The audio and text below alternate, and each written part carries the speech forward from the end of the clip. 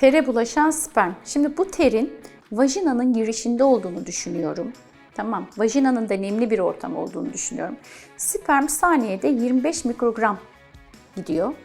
Vajina 7-8 santim, uterus 7 santim, tüpler 5 santim. Yani 2,5-3 saat sonra yumurtaya, tüpe ulaşıyor demek oluyor.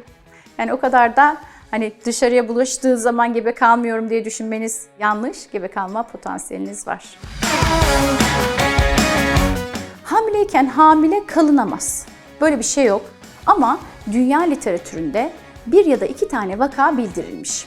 Onda nasıl olmuş biliyor musunuz? Aslında normal koşullarda menstrüasyon oluyor, yumurta sperme dölleniyor, rahime yerleşiyor, bir daha artık sistem duruyor. Yani yumurta üretmiyor. Ama çok nadiren de olsa hamileyken hamile kalan dünya üzerinde birkaç vaka bildirilmiş. Anne karnındaki bebeğin 24. haftadan itibaren tat reseptörleri dilinde oluşmaya başlar. Ama ağzına tabii gelmiyor. Nasıl olacak bu? Sizin yedikleriniz aslında kan dolaşımı vasıtasıyla amino asitlere ayrılıyor. Plasenta vasıtasıyla ona geliyor. O nedenle de anne karnında sizin yediklerinizin tadı ona tanıdık geldiği için doğduktan sonra da o tatları genellikle kolay kabulleniyorlar. Eğer sen hiç hamileyken karnabahar yemediysen, balık yemediysen çocuk...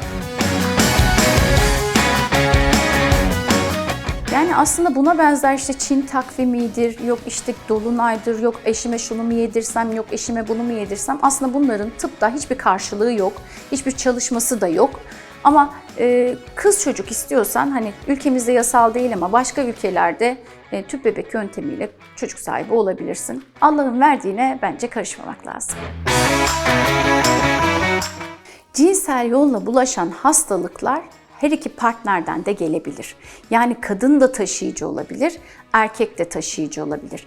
Kadından erkeğe HPV bulaşabilir, erkekten kadına HPV, HIV ve buna benzer 30'dan fazla cinsel yolla bulaşan hastalık var. Yani sadece erkeklerden alınır gibi bir algı yok. Çok sayıda çoklu eşli bir cinsel hayatınız varsa bu hastalıklardan birine yakalanma olasılığınız çok yüksek demektir. Tek eşli yaşamı öneriyoruz.